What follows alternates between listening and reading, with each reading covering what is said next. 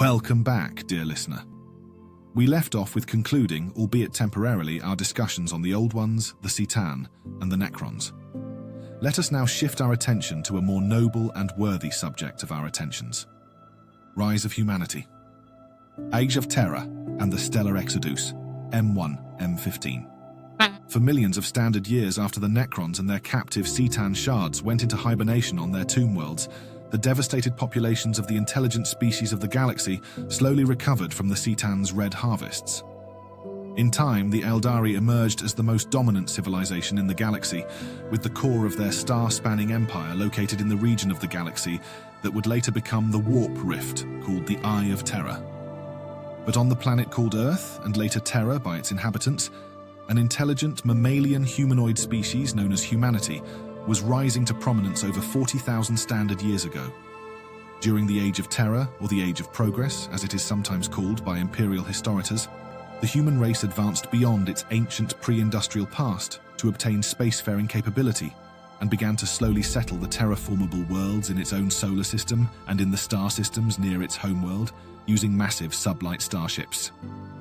The so-called Stellar Exodus, which occurred during the Age of Terror, is a poorly understood period of human history which is generally accepted to cover the majority of mankind's initial forays into interstellar space and the genesis of most of the oldest human extrasolar colonies, beginning at some unknown point in the mid to late 3rd millennium.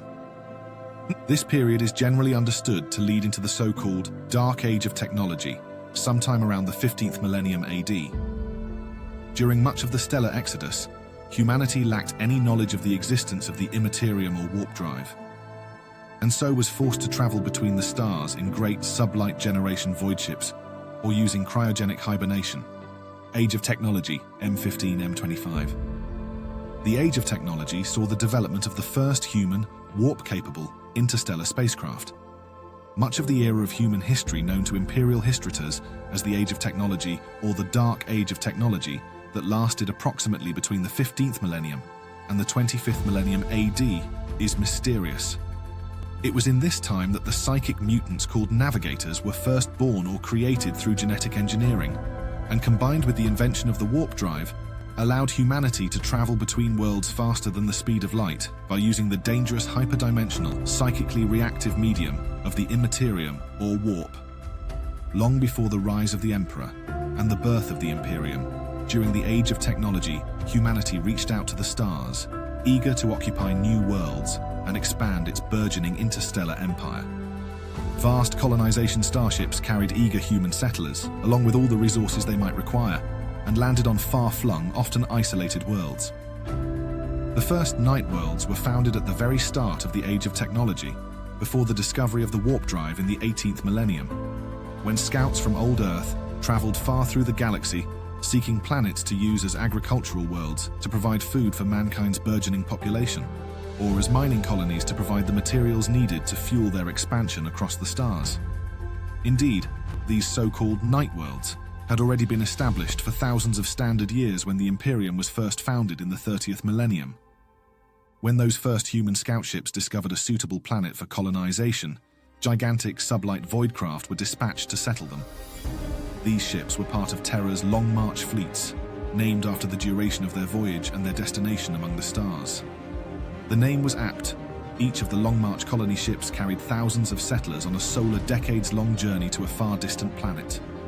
Upon arrival, the colony ship would land and be immediately cannibalized by the colonists to provide the raw materials needed for their first settlements. There was no hope of return to mankind's distant homeworld. The struggle for survival on many of these worlds was grim.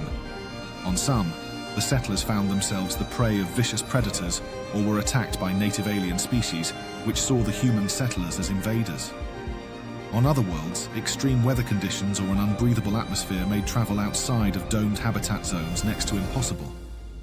However, problems like these had been anticipated, and in order to deal with them, the settlers were supplied with artificially intelligent, standard template construct, STC, databases, and fabrication facilities that allowed them to build powered suites of Exormor.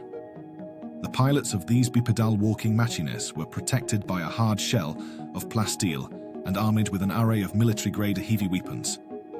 The suits proved invaluable. Few, if any, natural predators or hostile alien warriors could stand against them, and they could travel through even the most dangerous environment with ease. The towering armored figures soon became a common sight on the human Long March colonies, where they were known as knights by the settlers, after the legendary armored warriors and protectors of ancient Terran history. Compelled by the mind-altering effects instilled by the Thrones Mechanicum, a mind impulse control platform that allows a pilot to mentally interface with their knight battlesuit, over the course of a few generations, these elite warriors gradually developed a society that evolved into the later knightly houses.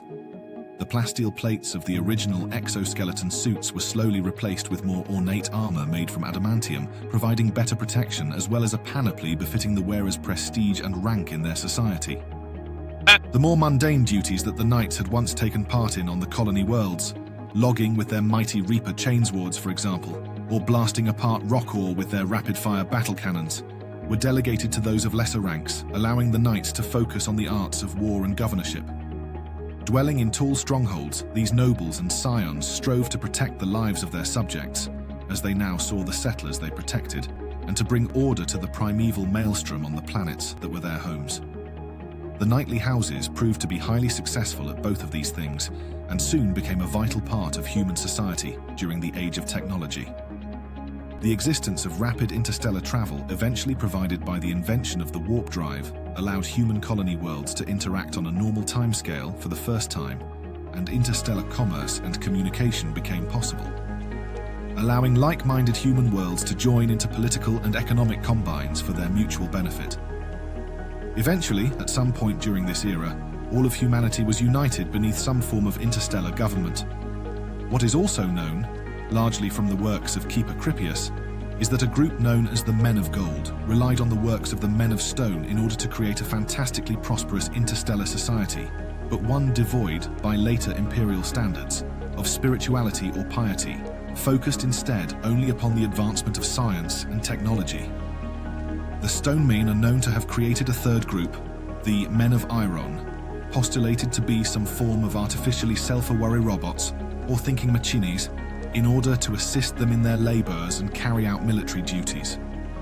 The Iron Men became uncontrolled and rebelled against their human creators, and a cataclysmic conflict broke out, resulting in a partial Malthusian catastrophe across much of the human-settled galaxy, in which there were no longer enough resources to support the vast populations of mankind. From this time onwards, it became an article of faith in human societies that the creation of thinking machines and all artificial general intelligence should be forbidden. Even worse, following the destruction caused by the war against the Men of Iron, human psychers began to appear in large numbers across many human colony worlds, one of the harbingers of the final decline of the Eldari Empire, which controlled even more of the galaxy than mankind did in these years. The result was humanity's first introduction to the demonic entities that dwelled within the warp and the ultimate collapse of human interstellar civilization during what became known as the Age of Strife. On Terra itself, this period would be remembered by a different name: Old Night. Age of Strife, Old Night, M25, M30. During the Age of Technology, humanity had reached its scientific and technological peak, enjoying a golden age of prosperity and advancement. The Standard Template Construct, or STC, an artificially intelligent computer database of schematics for all known advanced human technologies, had been perfected by human scientists and engineers, and allowed an unprecedented expansion of humanity throughout the galaxy. As already noted, one of the reasons humanity was so successful at conquering a large part of the galaxy was the development of the artificially intelligent constructs now only known in Imperial legend as the Men of Iron. These powerful and fully intelligent combat robots won many wars for humanity, but for some reason turned against their masters at the end of the Dark Age of Technology in the great conflict called the Cybernetic Revolt. This war was eventually won by humanity, but at a great cost and only through the intervention of other factions. The damage of this conflict proved catastrophic and shattered much of humanity's power. Unfortunately, this was only the beginning of mankind's misfortunes as the Age of Technology came to its end. As humanity became widely dispersed across the galaxy during the Age of Technology, the ancient Eldari Empire began its decline. The great success of the advanced Eldari species had led to decadence and hedonism on a grand scale in their empire's final millennia. Within the immaterial, psychic universe of the Warp, the spiritual corruption of the Eldari civilization was reflected in the forming of a new potent, psychic gestalt entity or chaos god, Slanesh, which in turn caused massive disturbances in the Warp. Parts of the galaxy became isolated by these warp storms, making warp travel and astro-telepathic interstellar communication increasingly impossible as the years passed, cutting off many human colony worlds from one another, including those of the Sol system. Towards the end of the Age of Technology, psychers first appeared among humanity. While persecuted on many backwards, regressive human worlds as witches, in enlightened and progressive societies, these psychers were at first protected and accepted.